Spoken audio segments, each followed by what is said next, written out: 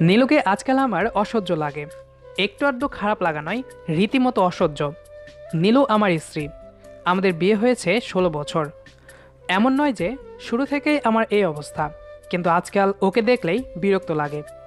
আপনারা হয়তো ভাবছেন এর চরিত্রের সমস্যা আছে, হয়তো অন্য কোনো মেয়ের পাল্লায় পড়েছে, কিংবা বুড়ো বয়সে মানে মধ্য চল্লিশে এসে আর কি অল্প বয়সে মেয়েদের ভালো লাগতে শুরু করেছে। বিষয়টা সেরকম না। আপনি আমাকে বলুন, দিন শেষে ক্লান্ত হয়ে বাড়ি ফিরে কার না ইচ্ছে করে একটা হাসি মুখ দেখতে? সেই জায়গায় যদি আপনি দেখেন কেউ পেঁচার মতো মুখ করে দাঁড়িয়ে আছে, দরাম করে করে দরজা বন্ধ করে দিচ্ছে আপনার দিকে না তাকিয়ে, তাহলে কেমন লাগে? খেতে বসলে ভাতের প্লেট ধাম করে রাখছে টেবিলের ওপর, এমন নয় যে রান্নাবান্না খারাপ, প্রতিটা খাবারই অসাধারণ, সব কিছু সুন্দর গুছিয়ে পরিবেশন করা, খাবারের পাশে পানির গ্লাস, কিন্তু একটু পাশে বসা, মিষ্টি করে কথা বলা, এর কিছুই নেই। আমাকে খাবার দিয়ে চায়ের কাপ হাতে বারান্দায় চলে যায়। কিছু বলতে গেলেও ছ্যান ছ্যান করে ওঠে। এ তো গেল দিন শেষে খাবারের কথা, আর যদি রাতের কথা বলি তাহলে বুঝতে পারবেন। নিষ্পৃহ নির্লিপ্ত যৌন জীবন, মনে হয় যেন আমি জোর করে কিছু করেছি। আরে আমি কি সেই রকম অত্যাচারী স্বামী নাকি? মাঝে মধ্যে আদর করে দু একটা কথা বলতে চেষ্টা করলে অদ্ভুত চোখে তাকিয়ে থাকে, তারপর আস্তে আস্তে বলে, তোমার কি হয়েছে? এরপর আর কিছু ইচ্ছা করে বলেন। মনে আছে বিয়ের পরপর যখন কাজে বেরোতাম তার আগে কি সুন্দর মিষ্টি করে হাসতো, আমিও তার গালে একটা চুমু খেয়ে বের হতাম। দিনটা স্বপ্নের মতো শুরু হতো। কাজ শেষ করে কখন বাড়ি ফিরবো সেই চিন্তাই করতে থাকতাম সকাল থেকে।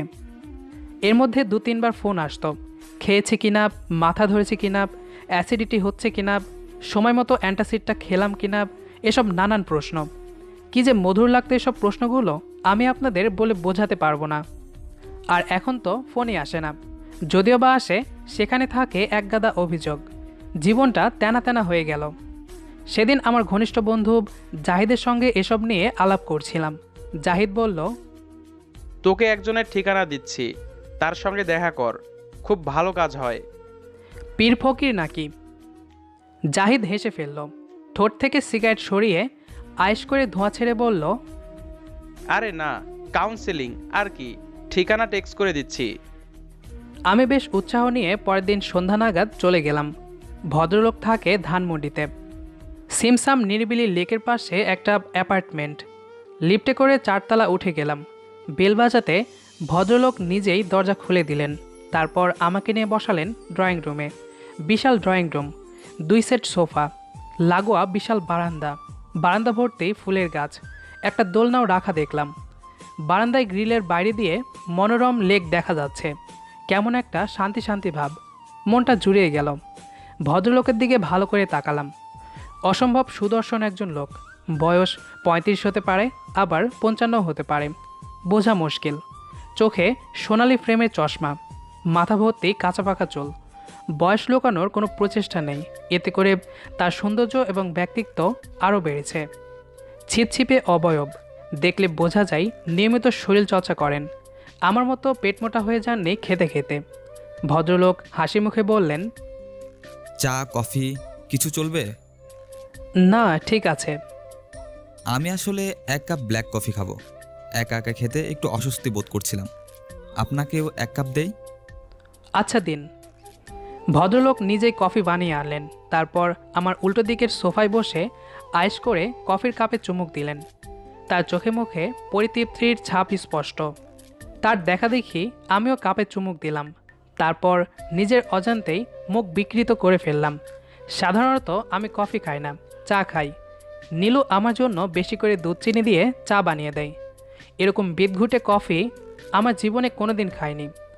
ভদ্রলোক বোধহয় সেটা আন্দাজ করতে পারলেন। হাসি হাসি মুখে বললেন, কি স্ত্রীর বানানো চায়ের কথা মনে পড়ছে? আমি একটু চমকে উঠলাম। মৃদু হেসে বললাম, ঠিকই ধরেছেন। ভদ্রলোক আমার হাতে কয়েকটা কাগজ ধরিয়ে দিয়ে বললেন, চট করে একটু পূরণ করে ফেলুন। আমি দেখলাম আমার নাম, ঠিকানা, পেশা, এসব কিছু সাধারণ প্রশ্ন। আমি পূরণ করে তাকে ফেরত দিলাম। ভদ্রলোক কাগজগুলোতে একবার চোখ বুলিয়ে পাশে রেখে দিয়ে বললেন, এবার বলুন কি সমস্যা আপনার? আমার কোনো সমস্যা নেই। ও আচ্ছা, তাহলে এমনি গল্প করতে এসেছেন? মানে সমস্যাটা আমার স্ত্রীর। আপনার স্ত্রীর নাম কি? নীলুফার। আপনি কি তাকে নীলু বলে ডাকেন? জি। আমরাও তাহলে নীলু বলে কথাবার্তা চালিয়ে যাই। কি বলেন? ঠিক আছে। তাহলে এবার বলুন, কি সমস্যা নীলুর? অনেক সমস্যা। ওকে দেখলেই আজকাল আমার অসহ্য লাগে। ওকে কি ধরনের অসহ্য লাগে? কি ধরনের মানে? মানে ধরুন ওকে খুন করতে ইচ্ছে করে। আমি চমকে উঠলাম। এ কি ভয়ঙ্কর কথা বলছেন এই ভদ্রলোক! আমি বললাম, আস্তাক ফিরুল্লাহ, এসব কি বলেন আপনি? ভদ্রলোক চোখে মুখে কোনো কৌতুক নেই, একেবারে ভাবলেসীন মুখ। তিনি বললেন, আমি ব্যাপারটা সহজ করে দিচ্ছি। কয়েকটা প্রশ্ন করছি, আপনি হ্যাঁ অথবা নাতে উত্তর দিন। আপনার কি স্ত্রীকে খুন করতে ইচ্ছে করে? না। কিসব অদ্ভুত কথা বলেন! এতটাই অসহ্য লাগে যে ডিভোর্স দিতে ইচ্ছে করে? না, সেরকম কিছু না। তার কিছু সমস্যা আছে যেগুলো ঠিক হয়ে গেলে আবার আগের মতোই ভালো লাগবে, এমনটা মনে হয়? খানিকটা সেরকমই।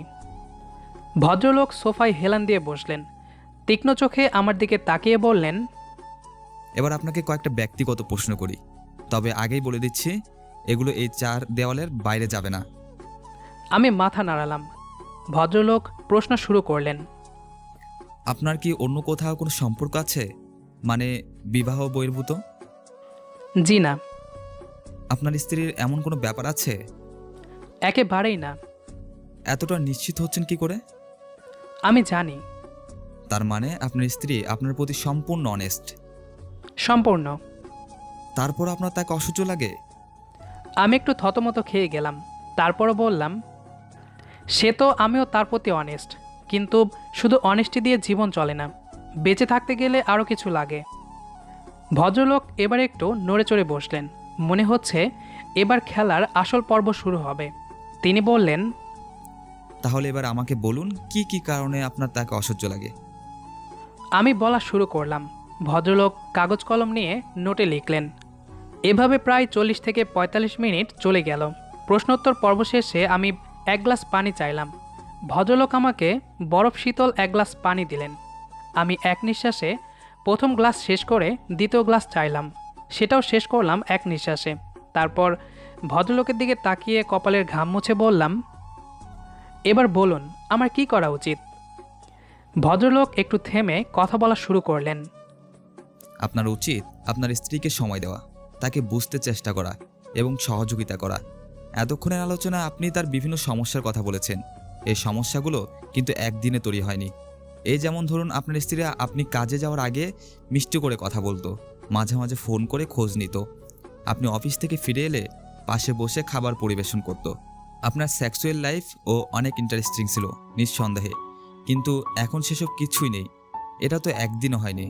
একবার মনে করে দেখুন যে আগে আপনার স্ত্রী যখন এই কাজগুলো করতো তখন আপনি কি করতেন? আমি কি করতাম মানে?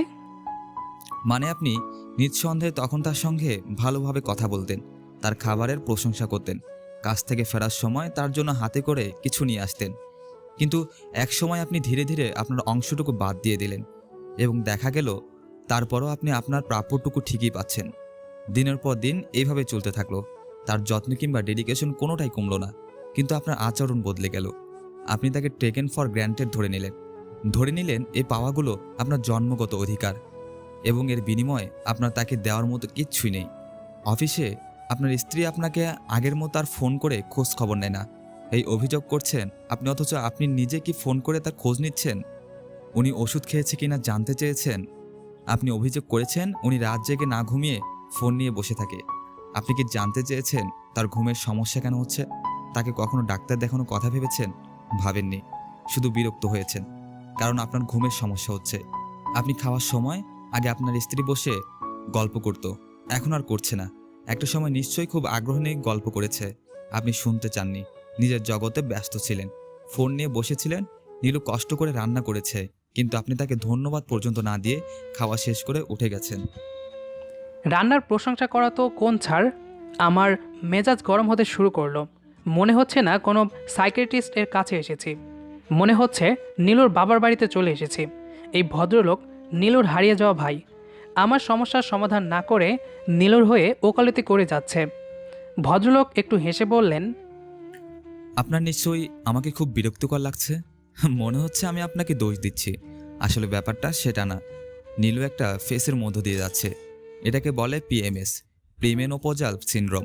হরমোনের ঘাটতির কারণে এমনটা হয়। আমাদের দেশের মহিলাদের মধ্যে সাধারণত এটা বয়সের আগেই ঘটে থাকে। এই সময় তাদের ক্লান্ত, খিটখিটে মেজাজের হয়ে যাওয়াটা খুব স্বাভাবিক। রাতে ঘুম না আসা, শারীরিক অস্বস্তি এগুলো খুবই কমন ব্যাপার। এই সময় তাদের একটু এক্সট্রা সাপোর্টের দরকার হয়। অথচ মজার ব্যাপার হচ্ছে, এই বয়সে এসে তারা তাদের পারিপার্শ্বিক মানুষের কাছ থেকে সাপোর্ট তো পায় না, উল্টো তাদের পারিপার্শ্বিক মানুষেরা সে সময় নানা অভিযোগ নিয়ে বসে যান। এতে করে তাদের হতাশা বেড়ে যায় এবং ব্যাপারটা চক্রাকারে চলতে থাকে। এবার আমার আর কয়েকটা প্রশ্নের উত্তর দিন। আপনি কবে আপনার স্ত্রীকে বলেছেন যে তোমাকে সুন্দর লাগছে? মনে নেই, তবে এখন তাকে আর সুন্দর লাগে না। আগে লাগতো? হ্যাঁ, অসম্ভব সুন্দর লাগতো। এর কারণ সৌন্দর্য নয়। আপনি তখন তাকে ভালোবাসা নিয়ে দেখতেন। একবার নিজেকে আয়নায় ভালো করে দেখুন, আপনার নিজের মধ্যেও অনেক পরিবর্তন এসেছে। আপনি যে সময়ের কথা বলছেন, যখন তাকে সুন্দর লাগতো, সেই সময় নিশ্চয়ই আপনি দেখতে এরকম ছিলেন না। আমি একটু লজ্জা পেলাম। ভদ্রলোক সত্যি কথাই বলছেন। সময়ের সাথে সাথে সব কিছু বদলে যায়। আপনি সব কিছু আগের মতো চাইবেন, অথচ নিজে আগের মতো আচরণ করবেন না। এটা তো হবে না। আপনি যদি তার কাছ থেকে আগের মতো ভালোবাসা চান, তাহলে আপনাকেও তাকে আগের মতোই ভালোবাসতে হবে। আপনি নীরব থেকে যা যা এক্সপেক্ট করছেন, নীলুও নিশ্চয়ই সেসব করছে, কিন্তু পক্ষান্তরে সে কি সেটা পাচ্ছে? হয়তো দিনের পর দিন পায়নি, তাই হয়তো এমন হয়ে গেছে। তার উপর যুক্ত হয়েছে তার পিএমএস। ভদ্রলোক ঘড়ির দিকে তাকালেন, তারপর বললেন, আজকে আর সময় দিতে পারছি না। আমার স্ত্রী এবং ছেলেমেয়েরা এখনই ফিরে আসবে। আমরা একসঙ্গে ডিনার করব। আপনার যদি মনে হয় আরেকদিন কথা বলতে চান, তাহলে আমাকে টেক্সট করতে পারেন। আমি উঠে দাঁড়াতে দাঁড়াতে বললাম, যদি কোনো প্রেসক্রিপশন দিতেন, মানে নীলুর জন্য আর কি। ভদ্রলোক আশ্চর্য হয়ে তাকিয়ে রইলেন, তারপর বললেন, প্রেসক্রিপশন? ভাই, আমি তো ডাক্তার নই। আমি হতভম্ব হয়ে গেলাম। কি বলবো বুঝতে পারলাম না। নিচে নেমে এসে জাহিদকে ফোন দিলাম। হারামজাদা, এ কার কাছে পাঠিয়েছিস তুই? জাহিদ হাসতে হাসতে বলল, কেন, কি হয়েছে? এই লোক তো ডাক্তার, সাইকিয়াট্রিস্ট কিছুই না।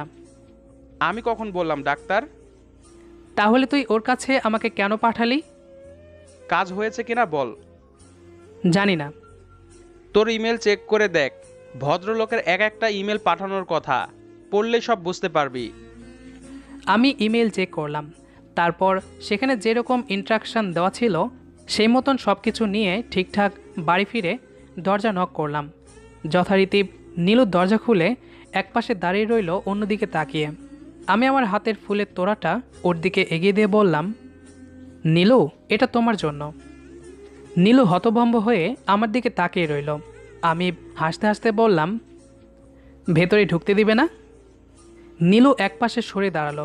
আমি ভেতরে ঢুকে দরজা বন্ধ করে ওর দিকে তাকিয়ে বললাম, অনেকদিন একসাথে বারান্দায় বসে চা খাই না, একটু চা বানাই দাও তো। নীলু অনেকক্ষণ তাকিয়ে রইল, তারপর বলল, ভাত খাবে না আগে? টেবিলে ভাত দিয়েছি। আমি টেবিলের কাছে গিয়ে দেখলাম সব আমার পছন্দের পদ রান্না হয়েছে। প্রতিদিনই হয়, কখনো লক্ষ্য করে দেখিনি। অন্যমনস্কভাবে খেয়ে উঠে গেছি। আজ তাকিয়ে দেখলাম। আমি টেবিলের দিকে তাকিয়ে আছি দেখে নীলু আমার গা ঘেঁষে দাঁড়ালে আমি পাশ ফিরে ওর মাথায় হাত রেখে বললাম, চলো একসঙ্গে ভাত খাই। নীলুর চোখ চিকচিক করছে। আমি আশ্চর্য হয়ে তাকিয়ে রইলাম। আমার পকেটের একটা ছোট্ট বক্সে একটা নাকফুল। ভদ্রলোক আমাকে বলেছিলেন ওর খুব প্রিয় কিছু নিয়ে যেতে, কিন্তু তার আর দরকার পড়ল না। কি অদ্ভুত, সব কিছু এত সহজ ছিল, অথচ আমি আগে কেন বুঝতে পারলাম না। এই ভদ্রলোকের কাছে মনে হয় আমাদের সবারই একবার করে যাওয়া উচিত। কি বলেন? তো যাই হোক, গল্পটি অনেক শিক্ষণীয় ছিল। আশা করছি গল্পটি থেকে আপনারা অনেক কিছু শিখতে পেরেছেন। তো চেষ্টা করবেন সেটা বাস্তব জীবনের সাথে মানিয়ে চলতে। আমাদের আজকের গল্পটি আপনার কাছে কেমন লেগেছে সেটি অবশ্যই কমেন্ট করে জানাবেন। দেখা হবে আবারও নতুন কোনো গল্প নিয়ে। সে পর্যন্ত আমাদের সাথেই থাকুন। ধন্যবাদ সবাইকে।